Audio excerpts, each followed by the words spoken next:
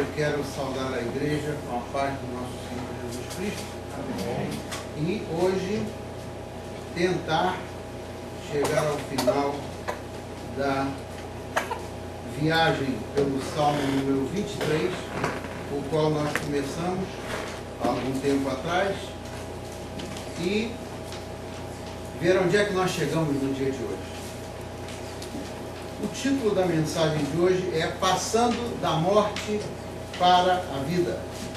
E eu fiquei entusiasmado quando eu saí ali daquela salinha e vi aqui que o pastor Alonso estava falando alguma coisa que tem tudo a ver com a mensagem que eu vou trazer hoje, embora nós não tivéssemos combinado nada. Eu vejo a presença do Senhor através do Espírito Santo de Deus aqui nessa congregação. Então hoje, quando eu vou explorar essa mensagem sob o título Passando da Morte para a Vida, eu quero dizer a vocês o seguinte. Número 1, nós vamos reler o Salmo 23 para rememorar até onde nós chegamos, porque nós já chegamos até ao versículo 4. Hoje nós vamos explorar os versículos 5 e o versículo 6 do Salmo 23. E esse Salmo, ele tem duas dimensões para nós entendermos a vida. Tem a dimensão da vida aqui na Terra e tem a dimensão da vida na eternidade. Nós já abordamos alguma coisa desse sentido, mas eu quero convidar os irmãos para lerem comigo o versículo, o Salmo 23, dos versículos 1 ao versículo 4. Aí a gente para um pouquinho, vocês continuam com a Bíblia aberta e depois nós vamos aos versículos 5 e 6. Então vamos ler juntos. A palavra do Senhor diz em nome do Pai, do Filho e do Espírito Santo. O Senhor é o meu pastor, de nada me faltará. em verdes pastagens me faz repousar e me conduz para as águas tranquilas. Restaura-me o vigor, guia-me nas veredas da justiça, por amor do seu nome. Mesmo quando eu andar por um vale de trevas e morte, não temerei perigo algum, pois tu estás comigo. A tua vara e o teu cajado me protegem. Prepara. Agora nós paramos um pouquinho. Como eu disse, esse salmo, ele aborda os dois aspectos da nossa vida. Até o versículo número 4, Davi ministrou a respeito da nossa vida aqui na terra. E ele falou não só da inspiração que o Espírito Santo de Deus deu para ele, mas ele foi inspirado a falar das coisas que representavam a experiência dele aqui na jornada dele na terra. Para as pessoas que não estavam aqui na primeira fase da nossa pregação, eu quero dizer o seguinte. Os versículos anteriores eu explorei como sendo uma viagem que nós começamos aqui na terra, desde o momento que nós nascemos até o momento que nós caminhamos pelos montes e pelos vales, e eu assemelhei a nossa jornada aqui na terra com as nossas lutas, com as nossas dificuldades, à nossa jornada espiritual no processo de santificação que o Senhor, Espírito Santo de Deus, trabalha na nossa vida. Então, até aí, nós vimos a nossa jornada, as nossas lutas e aquilo que são as promessas do Senhor para nós enquanto estamos aqui. Agora vamos ler os versículos 5 e 6 para ver o que diz a palavra do Senhor. Preparas um banquete para mim à vista dos meus inimigos. Tu me honras, ungindo a minha cabeça com óleo e fazendo transbordar o meu cálice. Sei que a bondade e a fidelidade me acompanharão todos os dias da minha vida, e voltarei à casa do Senhor enquanto eu viver. Palavra do Senhor. Meus irmãos e minhas irmãs, quando ele aborda aqui no versículo 5, quando ele diz que prepara um banquete para mim à vista dos meus inimigos, e quando ele vai dizer que unge a nossa cabeça com óleo e diz que a bondade e a fidelidade do Senhor nos acompanharão por toda a vida, ele vai caminhando no sentido da nossa vida eterna, e ele fecha esse versículo 6 com uma promessa que é para a eternidade. Eu estava vendo algumas versões, inclusive eu verifiquei a versão da King James em inglês, e aí lá e algumas outras versões dizem que eu viverei na casa do Senhor para sempre. Aqui quando diz enquanto eu viver, ou enquanto eu viver, aqui há uma dimensão espiritual muito profunda quando ele diz enquanto eu viver, porque ele não está focalizando a nossa vida até o dia que a gente morre aqui nesse corpo. Ele não está focalizando a nossa vida até o dia que a gente for enterrado. Ele está focalizando aqui a nossa vida enquanto eu viver, porque a vida não termina na nossa jornada aqui. A vida termina, a vida segue adiante pela eternidade. Enquanto eu viver, por isso é que existem dois tipos de tradução. A tradução, e eu viverei na casa do Senhor forever, na tradução em inglês, dá o sentido da eternidade. E dá também o sentido quando se traduz para o português desta maneira, enquanto eu viver, mas não limitadamente a nossa vida aqui, e sim a nossa vida eterna. Então, quando Davi fala das coisas da vida, ele fala das coisas da vida abordando sempre o lado espiritual da nossa vida.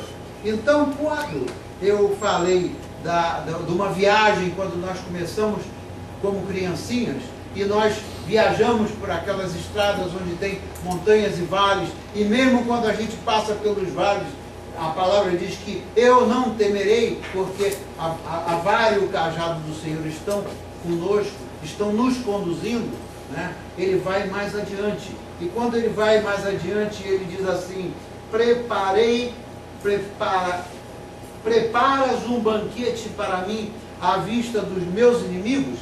Ele aqui não está falando somente dos nossos inimigos aqui na terra, as pessoas que se voltam contra nós. O próprio Jesus Cristo diz que se esse mundo os odeia, ele também me odiou. O mundo é um mundo de trevas, o reinado deste mundo é um reinado de trevas, enquanto que o reinado do Senhor, o reino de Deus, do qual o pastor Alonso estava falando aqui no início, o reino de Deus é um reino eterno. Ele não está, o Espírito Santo de Deus vive em nós enquanto nós estamos aqui, mas o reino de Deus é no céu. Por isso que Jesus disse que o reino dele não era nessa terra, o reino dele é no céu. Por isso que também a Bíblia nos informa que nós não somos cidadãos dessa terra, nós estamos aqui de passagem, nós somos cidadãos do céu. Então, eu quero abordar aqui o assunto de essa questão de inimigos, etc. Queria que vocês abrissem a Bíblia de vocês na primeira carta de João, capítulo número 3, versículos 4 ao 10, para ver o que o João nos esclarece a respeito dessas lutas que nós temos. Essas lutas que começam aqui, mas que terminam por aqui, porque quando nós estivermos na eternidade, nós não enfrentaremos mais lutas, nós não teremos mais lágrimas, nós não teremos mais dor. Todas essas coisas são inerentes à nossa vida aqui. Então, primeira carta de João, capítulo número 3, versículos 4 ao 10. Versículos 4 ao 10, a palavra do Senhor diz assim: todo aquele que pratica o pecado transgride a lei. De fato, o pecado é a transgressão da lei. Vocês sabem que ele se manifestou para tirar os nossos pecados, falando de Jesus Cristo. E nele não há pecado. Todo aquele que nele permanece não está no pecado. Todo aquele que está no pecado não o viu e não o conhece. Aquela passagem que o pastor Alonso estava falando aqui, ela é tudo a ver com isso. Todo aquele que permanece no pecado, todo aquele que nele permanecer, em Jesus Cristo, não está no pecado. Agora, todo aquele que está no pecado não o viu e nem o conheceu. E ele segue dizendo: filhinhos, não deixem que ninguém os engane. A palavra de Deus diz isso claramente: não deixe que ninguém os engane. Aquele que pratica a justiça é o quê? É justo, assim como ele é justo. Aquele que pratica o pecado é de quem? É do diabo, porque o diabo vem pecando desde quando? Desde o princípio. Para isso o Filho de Deus se manifestou, para destruir as obras de quem? As obras do diabo. Todo aquele que é nascido de Deus não pratica o pecado, porque a semente de Deus permanece nele. Ele não pode estar no pecado, porque é nascido de Deus. Desta forma, sabemos quem são os filhos de Deus e quem são os filhos do diabo. Quem não pratica a justiça não procede de Deus, tampouco quem não ama o seu irmão. Então veja só, nós enquanto vivemos aqui, e essa foi uma experiência longa de Davi, quando ele escreveu o Salmo 23, ele foi perseguido, ele teve que se esconder numa caverna, porque ele estava com medo. Todos aqueles sentimentos de alguém que está vivendo a condição de uma pessoa humana aqui na terra, né, vive debaixo da opressão de Satanás. Não existe meio termo. Ou a pessoa está debaixo da escravidão de Satanás, ou a pessoa está debaixo das mãos do Senhor. Porque o Senhor veio para destruir as obras do diabo. Existem dois reinos funcionando aqui na terra. O reino das trevas, aquelas pessoas que não estão com Jesus Cristo, elas estão submetidas e debaixo da pressão de Satanás, enquanto que o Espírito Santo de Deus, o reino de Deus aqui, ele vive em nós através do Espírito Santo de Deus. Então, a família de Deus, a igreja de Deus, aqui o reino é representado por aqueles que têm o Espírito Santo de Deus. E hoje de manhã nós estávamos estudando, na escola dominical, nós estávamos estudando isso lá. Não tem como a pessoa que se diz ser um filho de Deus, não tem como uma pessoa que é nascida de novo da água e do Espírito, não tem como essa pessoa persistir no pecado. Se a pessoa pecou, o Espírito Santo de Deus toca no nosso coração e nos convence de que nós pecamos, e aí nós temos um remédio que é o arrependimento. Enquanto que as pessoas que estão debaixo do poder de Satanás, elas não se arrependem e elas continuam pecando. Por quê? Porque estão cegas espiritualmente, estão mortas espiritualmente, enquanto que o Senhor vive em nós, nós temos vida espiritual. Essa é a tensão que nós vivemos, é a batalha que nós vivemos enquanto estamos aqui. Então, quando Davi fala, preparas uma mesa perante mim na presença dos meus inimigos, no versículo 5, o Davi confiava tanto na providência de Deus, que ele sabia que os inimigos dele não iam vencê-lo, porque o Senhor estava sempre indo adiante dele. Uma prova cabal disso não foi só quando ele lutou contra o Golias, mas em todas aquelas oportunidades que ele lutava em defesa do povo de Deus, o que acontecia? Deus estava sempre na frente dele. Ele não se garantia em si mesmo, ele se garantia no poder do Senhor que estava vivendo nele. Imagina lutar contra um gigante daquele que era o Golias, né? Um garoto, que ele era jovem ainda, imagina se ele tinha força e poder de lutar contra aquele gigante. A mesma coisa acontece conosco. Nós não temos força para lutar contra o gigante desse mundo de trevas. Nós não temos força para lidar pela nossa própria capacidade.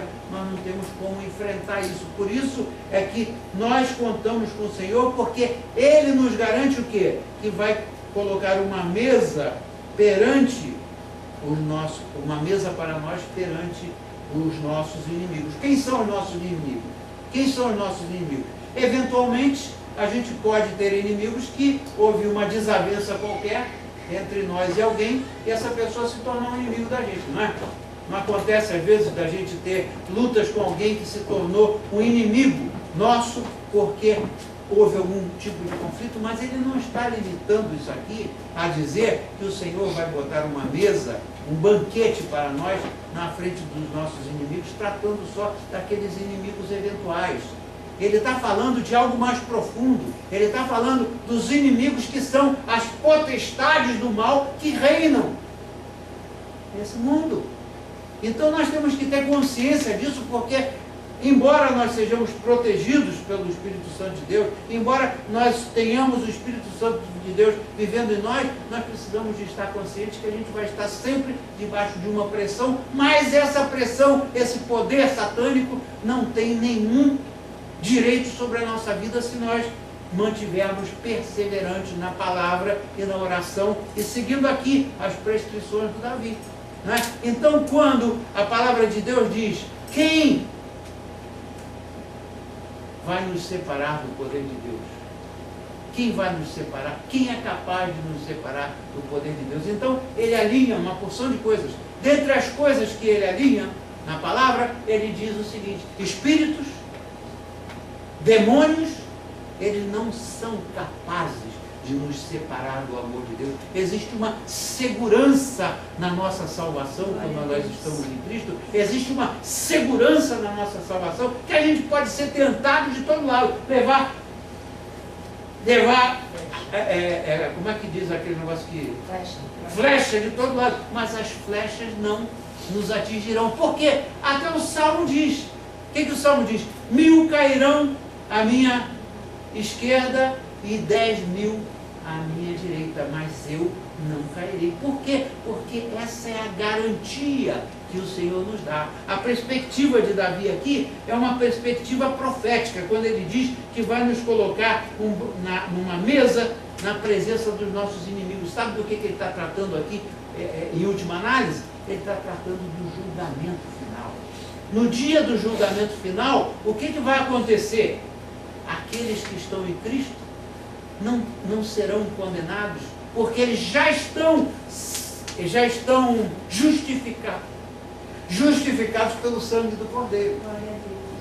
Já estamos justificados. Se nós estamos realmente em Cristo, se nós somos novas criaturas, se nós somos nascidos de novo, nós não temos condenação, porque a palavra de Deus diz que aqueles que estão em Cristo, para eles não tem condenação, porque Jesus Cristo já fez tudo o que tinha que fazer para nós sermos justificados. Nós não somos justificados porque somos bonzinhos ou porque somos maus. Nós somos justificados pelo sangue do Cordeiro.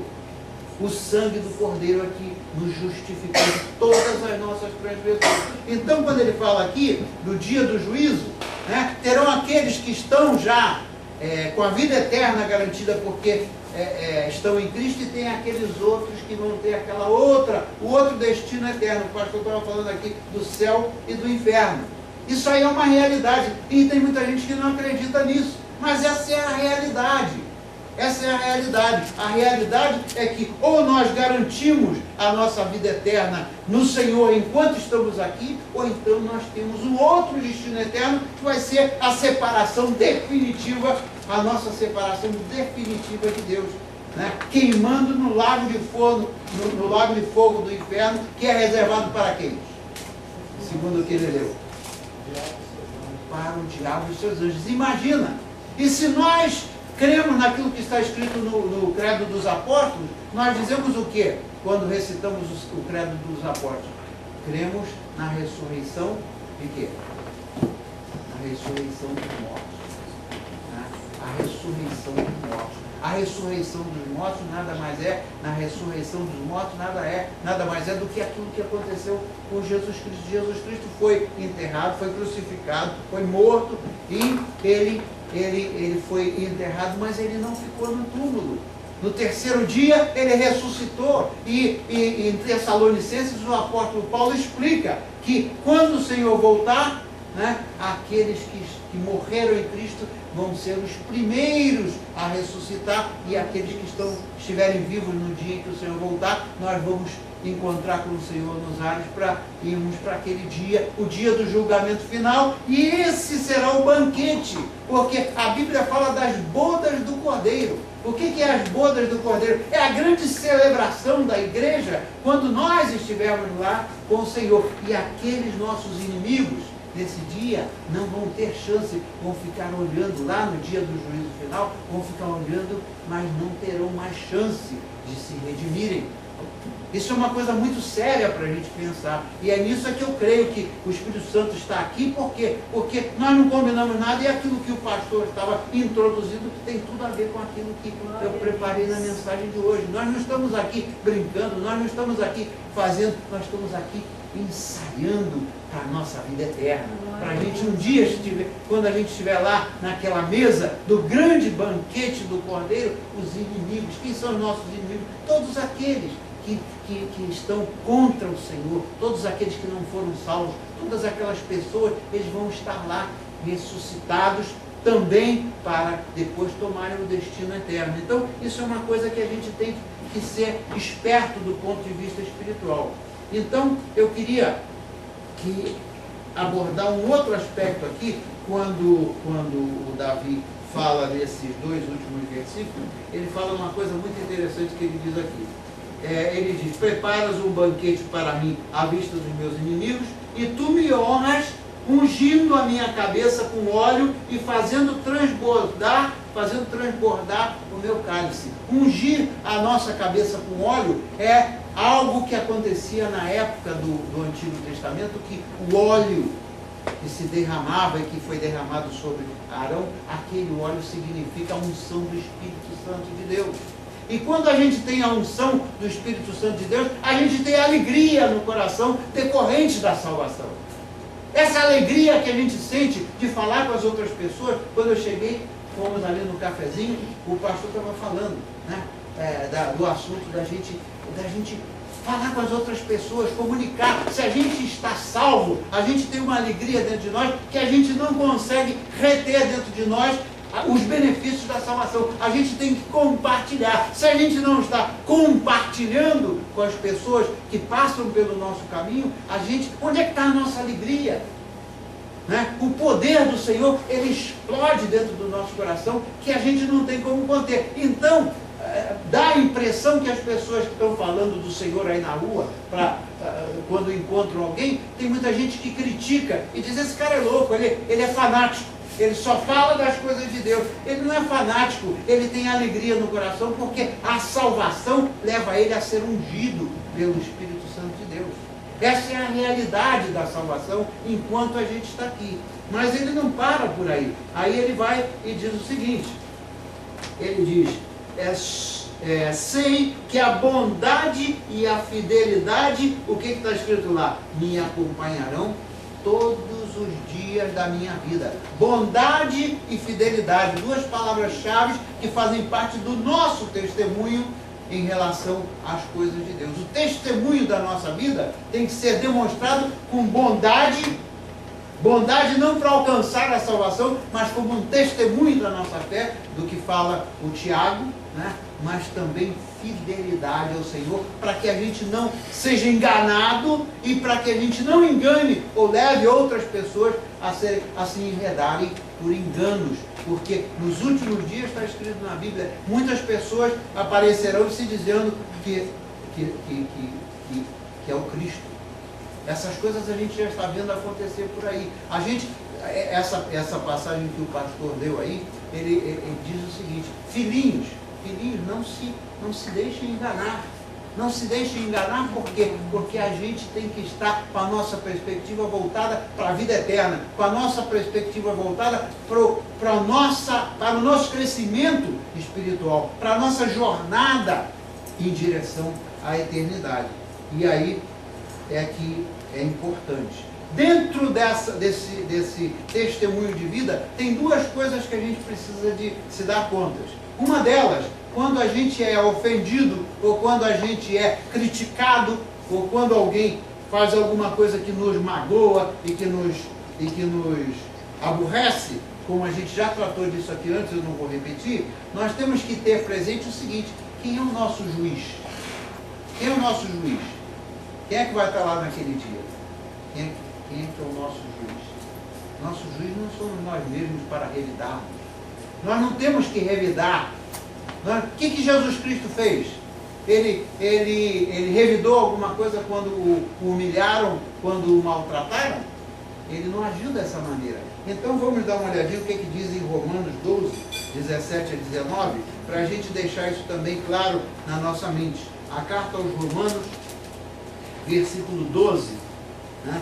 Versículo 12, 17 ao 19, diz o seguinte: Romanos 12, 17 ao 19 diz o seguinte: se alguns... Não, eu estou no lugar errado. 12, vai para outra folha. Vai para outra página.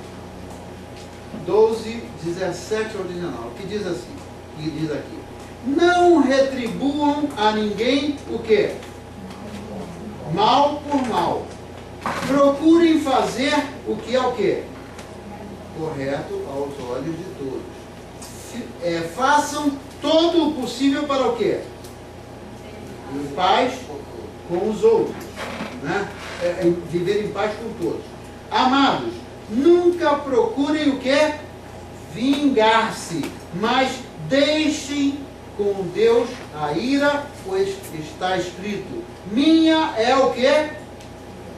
A vingança, eu retribuirei, diz o Senhor. E depois completa no versículo 20 o seguinte: ao contrário, se o seu inimigo tiver fome, faça o quê?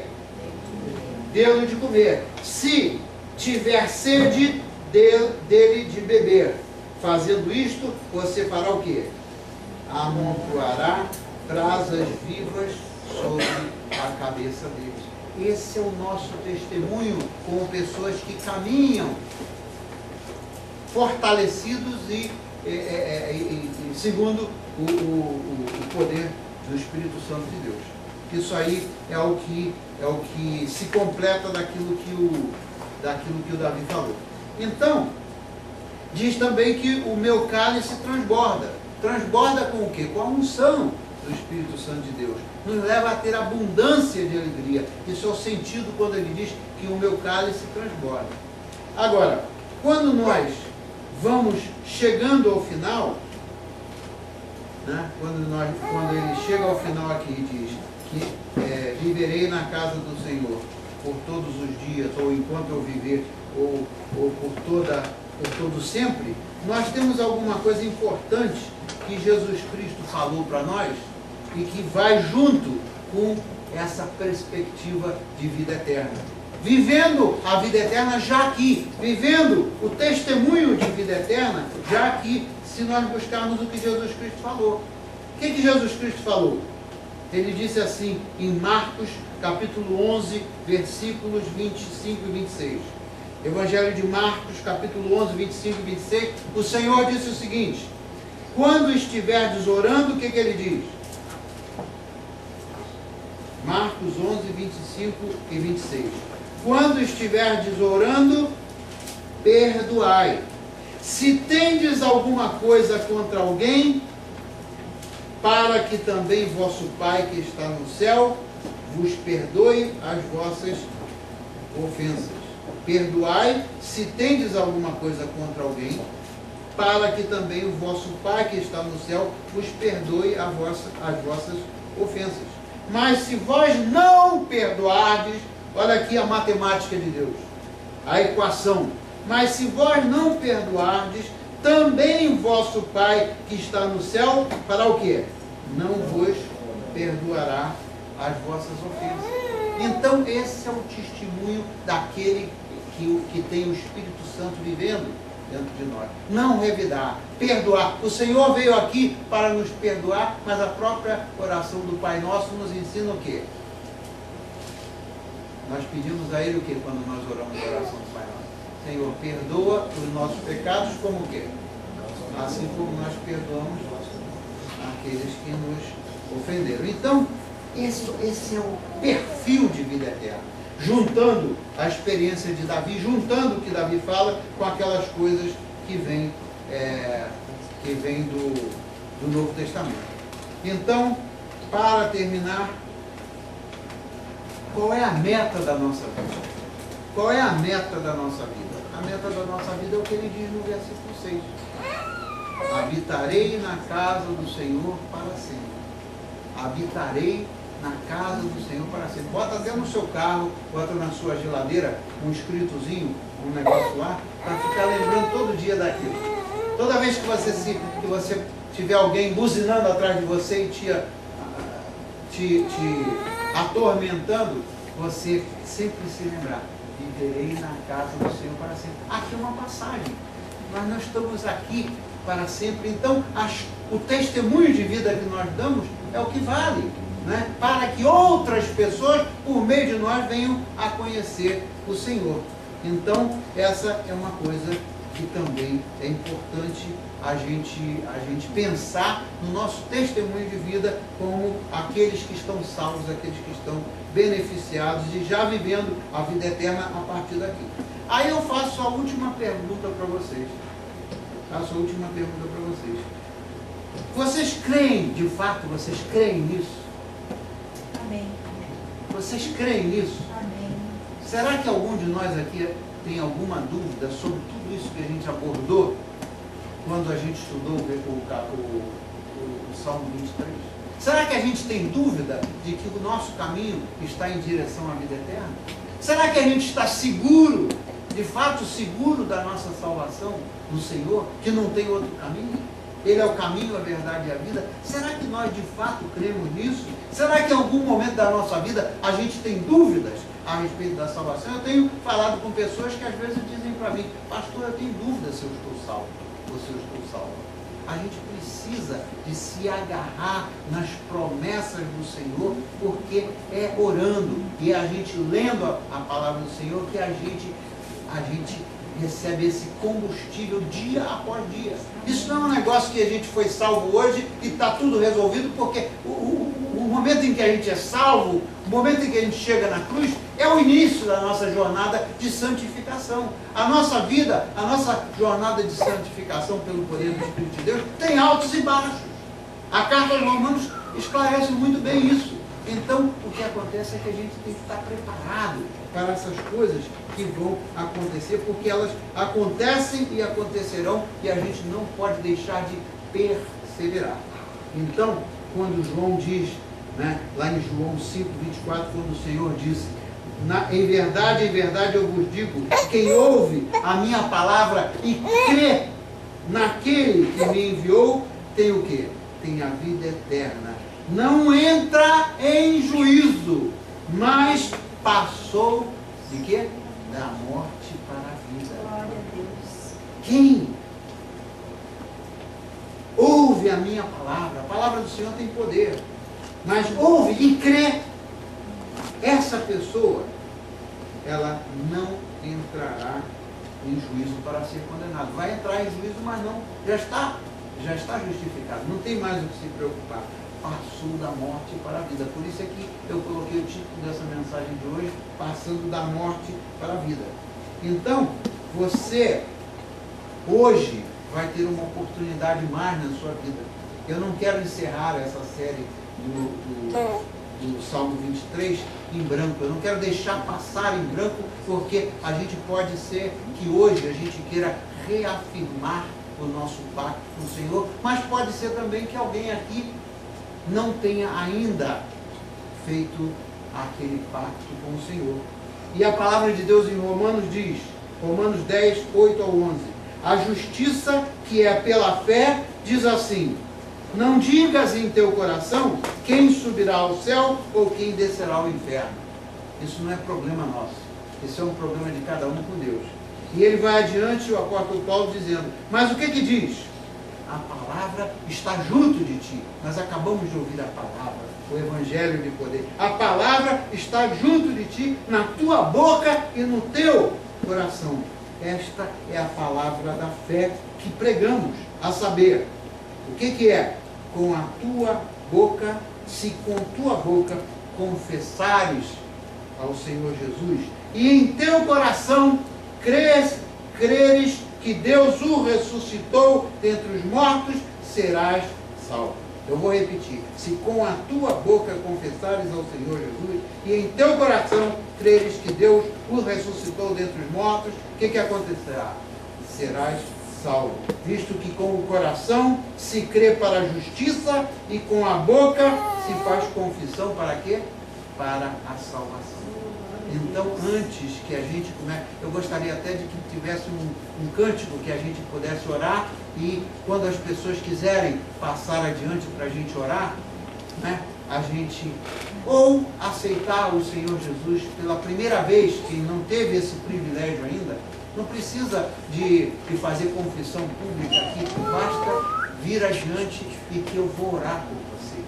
Mas aqueles que já aceitaram e querem reafirmar o seu pacto com o Senhor, hoje também é a oportunidade. Eu vou pedir ao pastor Alonso e eu que nós estejamos aqui para orar por vocês. A gente não sabe, como ele falou, a gente não sabe se vai ser hoje à noite, se vai ser amanhã, se vai ser daqui a quantos anos que o Senhor vai voltar. Então a gente tem que estar pronto. É sempre bom a gente afirmar e reafirmar a nossa fé. Então, se vocês escolherem aí alguma canção que possam cantar para a gente orar, então eu gostaria que todos fechassem os olhos nesse momento, fechassem os seus olhos, enquanto eu vou orar, e se alguém quiser passar adiante, né, para reafirmar a sua fé ou para aceitar o Senhor Jesus, essa é uma oportunidade mágica que nós temos aqui. Vamos orar, fechamos os nossos olhos. Senhor, nós te agradecemos pela sua palavra, Senhor, nós te agradecemos pelo seu amor. Essa é a palavra de poder, é a palavra do Evangelho de poder que nós pregamos, Senhor. E se nós, vindo do nosso coração, nós confessarmos que nós cremos no Senhor como nosso Senhor e Salvador, nós estamos salvos. Senhor, nós te agradecemos por aquele sacrifício que o Senhor fez lá naquela cruz, pelo sangue que o Senhor derramou, para que hoje nós pudéssemos estar livres do pecado e da morte, porque o preço do pecado é a morte. Senhor, que alegria a gente tem no nosso coração de ter a oportunidade de dizer para Ti uma vez mais: Senhor, eu entrego a minha vida para Ti como sacrifício vivo. Senhor, nós necessitamos de Ti, nós pecamos e somos carentes da Sua misericórdia e da Sua graça.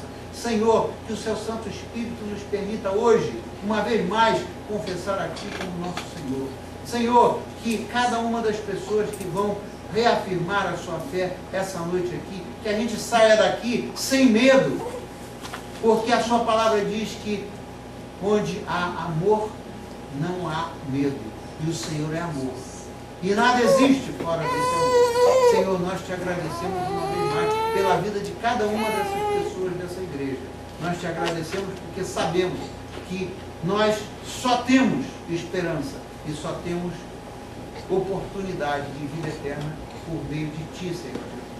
Assim, enquanto nós vamos cantar, Senhor, como um sacrifício vivo na Sua presença, na presença do Seu Santo Espírito, deixa que nós sejamos livres e que possamos passar adiante para que a gente possa orar pelo Seu povo, Senhor, fortalecer a Sua igreja, levantar a Sua igreja poderosamente, porque o Senhor assim mandou que a gente pregasse o Seu Evangelho a partir de Jerusalém e em todos os rincões da terra. E isso estamos fazendo. Nós queremos essa noite te agradecer por tudo que o Senhor fez na nossa vida, te agradecer pelo milagre da salvação, te agradecer por todos os livramentos que o Senhor fez na nossa vida. Assim nós oramos, em nome de Jesus, e o povo de Deus pode dizer amém. Amém. Então vamos ver se a gente canta uma canção, e aí, enquanto a gente canta essa canção, eu convido vocês para passarem adiante, para nós podermos orar. Traga ao Senhor qualquer que seja a sua preocupação essa noite, qualquer que seja a sua alegria de coração, traga ao Senhor. Enquanto a gente canta, passe adiante.